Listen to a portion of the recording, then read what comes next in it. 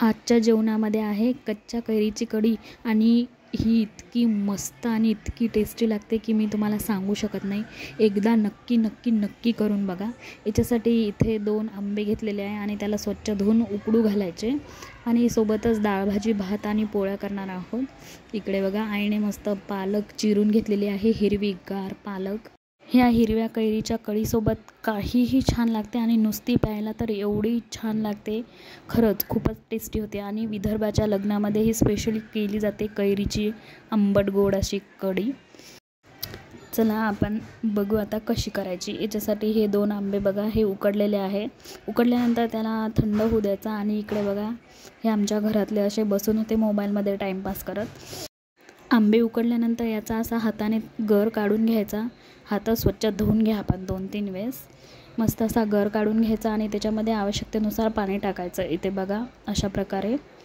सोबतच आपण डाळ भाजी भात करणार आहोत। भात रेडी आहे आणि कुकर लावलेला आहे डाळ भाजीसाठी। आणि त्या पल्पमध्ये आता थोडंसं बेसन टाकून घ्यायचं, म्हणजे थोडासा घट्टपणा येण्यासाठी आणि खूप टेस्टी लागते बेसनाने। थोडंसं असं बेसन चाळून घ्यायचं त्याच्यामध्ये। बघा आता बेसन चाळल्यानंतर याच्यामध्ये थोडीशी हळद आणि तुम्हाला जेवढं लागते तेवढं तिखट घालून घ्यायचं, म्हणजे आवडीप्रमाणे। आणि त्याला चांगलं आता मिक्स करायचं थोडंसं मीठ टाकून। मस्त त्याला चम्मचने असं मिक्स करून घ्यायचं, सगळं एकजीव झालं पाहिजे, नाहीतर कढी चांगली होणार नाही जर ते बेसन तसंच राहिलं तर। आता कढीसाठी आपल्याला लसण लागणार आहे।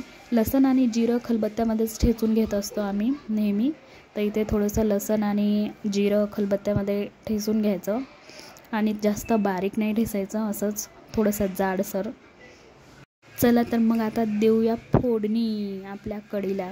इथे दुसऱ्या गंजामध्ये काढून घेतलेलं आहे आणि ते गंज धुवून घ्यायचा, वाया काहीच घालायचं नाही।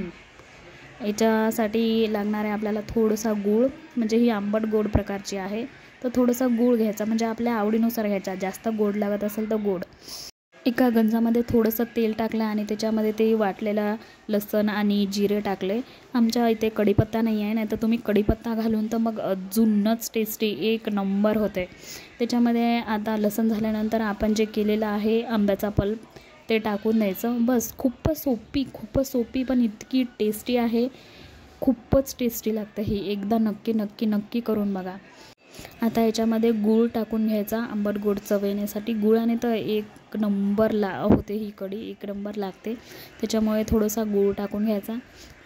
या कढीला असं मस्त ढवळत राहायचं, म्हणजे ती उतू नाही गेली पाहिजे लवकरच। वरून थोडी कोथिंबीर घालायची आणि आपली आंब्याची कढी रेडी, एक नंबर एक नंबर। इथे बघा आता आम्ही वाढून घेत आहोत। डाळ भाजी भात, आंब्याची कढी आणि पोळी असा आजच्या जेवणाचा बेत होता, एकदम टेस्टी आणि मस्त।